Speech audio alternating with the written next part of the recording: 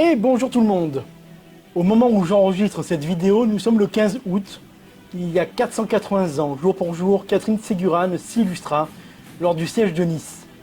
Et dans cette vidéo, nous allons retracer le déroulé de ce siège qui a marqué l'histoire de Nice et marqué la mémoire des Niçois. La paix de Nice, qui devait amener une trêve de 10 ans entre François Ier et Charles Quint, va en finalement durer que 4. Les hostilités entre les deux plus puissants souverains d'Europe vont reprendre de plus belle en 1542, démarrant ainsi la 9e guerre d'Italie.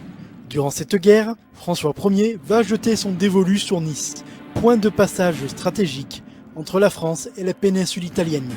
Le roi de France, pour attaquer Nice, va utiliser comme prétexte qu'il serait légitime à réclamer le comté de Nice de par sa mère Louise de Savoie.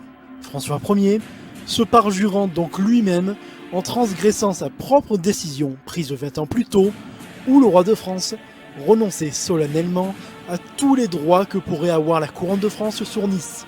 Et c'est ainsi que le roi de France, avec ses alliés turcs, va attaquer Nice. Le 16 juin 1543, une tentative française de s'introduire dans le château de Nice par la ruse et par la trahison va échouer. Le capitaine français à la tête de cette action commando sera capturé et avouera l'arrivée prochaine de la flotte turque, ce qui sera confirmé le 3 juillet par une lettre de Monaco prévenant le duc de Savoie, Charles III, de l'arrivée imminente des troupes françaises et de leurs alliés turcs.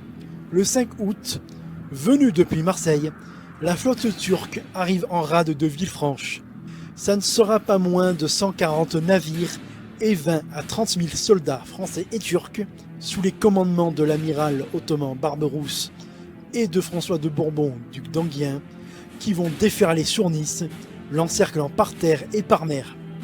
Et comme si cela ne suffisait pas, certains seigneurs du comté de Nice vont profiter de l'occasion pour trahir le duc de Savoie et se ranger du côté des Franco-Turcs. Parmi eux, Jean-Baptiste d'Ascros, chef de la puissante maison des Grimaldi de Beuil, qui se verra confier par le duc d'Enghien le commandement de 4000 Gascons et Provençaux afin de soumettre les vallées. Face à cette immense armée, André de Montfort, gouverneur de la place de Nice, ne dispose que de quelques centaines de soldats, de miliciens et de civils volontaires. Montfort fera exfiltrer le prince Emmanuel Philibert, mis en sécurité à Gênes.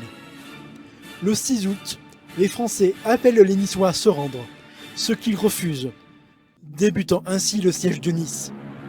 Pendant tout le temps que durera le siège, les envahisseurs feront des expéditions dans le Moyen et le Haut-Pays niçois, comme le traître Jean-Baptiste d'Ascros qui va ravager les vallées du Var et de la Tinée, et les Turcs quant à eux feront des razzias dans la vallée du Paillon et iront jusqu'à Sospel. Sur leur passage, les Turcs captureront entre 500 et 1500 hommes, femmes et enfants qui seront entassés dans des bateaux pour être vendus comme esclaves au Moyen-Orient. Fort heureusement pour les captifs, ils seront libérés en mer par la flotte espagnole. Le 8 août, les Niçois effectueront une sortie courageuse contre les Turcs. Le 9, l'ennemi creuse des tranchées et établit ses batteries de canons.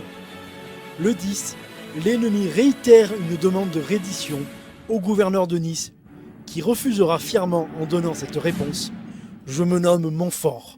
Ma devise est « Il faut tenir ».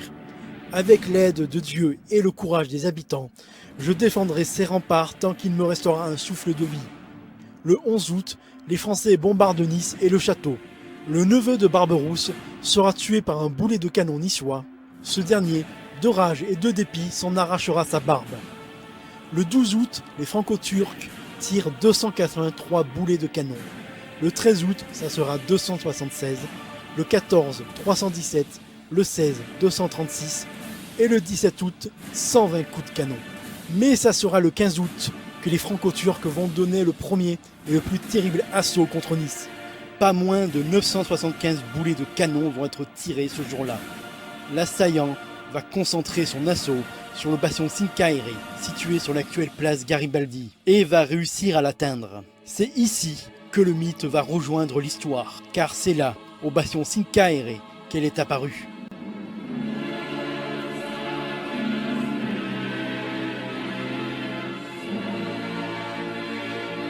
Une solide bugadière que l'histoire retiendra comme étant Catherine Ségurane, va surgir armée de son seul battoir à linge et va assommer un porte-étendard turc et lui arracher son drapeau. Son geste va galvaniser les défenseurs niçois qui vont repousser l'assaillant. Ce même 15 août, jour de l'Assomption, la Vierge serait également apparue aux Niçois. À la suite de l'échec de cet assaut, les premières dissensions commencent à apparaître entre Turcs et Français. Pendant ce temps, le duc de Savoie Charles III et le marquis del Vasto, gouverneur de Milan au nom de l'empereur Charles Quint, lèvent une armée pour secourir Nice. Le 21 août, 183 coups de canon ouvrent 2 brèches dans les remparts de la ville. Jean-Baptiste d'Ascros est envoyé en parlementaire. La ville basse, qui correspond au Vieux-Nice, capitulera le 22 août. Le lendemain, les Français, accompagnés de Jean-Baptiste d'Ascros, entrent dans la ville, mais le château, lui, refuse de se rendre. Le 28, les assaillants réagencent leurs canons pour se concentrer sur le château et commencent leur tir, tandis que les civils, eux, sont autorisés à quitter le château et se retirer dans les montagnes. Le 29, Del Vasto annonce à Charles III que des soldats sont déjà partis de Milan au secours de Nice. Le 5 septembre, nouvelle demande de reddition. La vie sauve sera accordée aux Niçois s'ils rendent le château, sinon ils seront massacrés sans rémission. Les défenseurs niçois refusent encore une fois de se rendre. Le 6, redoublement de tirs d'artillerie avec 267 coups de canon. Et dans la nuit, les Turcs pillent Nice et violent les religieuses. Le 7 septembre, les dissensions s'accentuent entre Français et Turcs, tandis que l'armée de secours approche aussi bien par terre avec Charles III et Del Vasto que par mer avec la flotte d'Andrea Doria. Ce qui oblige, le 9 septembre, les Franco-Turcs à se retirer de Nice à la hâte, après avoir pillé et incendié la ville. Le 10, l'armée de secours entre dans Nice, tandis que les navires ennemis quittent Villefranche le 12. Enfin, le 13 septembre, le duc de Savoie, Charles III, entre dans Nice libéré, tandis que la flotte de Doria arrive à Villefranche. Le siège de Nice est définitivement terminé. Après la levée du siège, les troupes de Charles III vont reprendre peu à peu le contrôle du comté de Nice et une sévère répression va s'abattre sur les traîtres. Jean-Baptiste d'Ascros, lui, évitera la potence en s'enfuyant.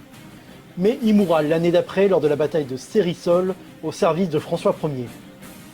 Le siège de 1543 va marquer durablement la mémoire des Niçois, encore jusqu'à aujourd'hui, notamment au travers de Catherine Ségurane, érigée au rang d'héroïne de la ville.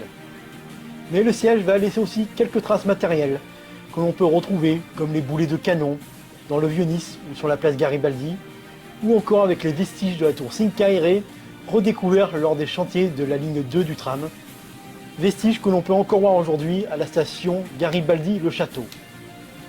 De tous les sièges que Nice a connus tout au long de son histoire, celui de 1543, avec la figure héroïque de Catherine Ségurane, sera certainement celui qui aura le plus marqué et certainement celui qui aura le plus contribué à forger le caractère du peuple niçois et de son identité. Et moi je vous dis à la prochaine sur Pays TV.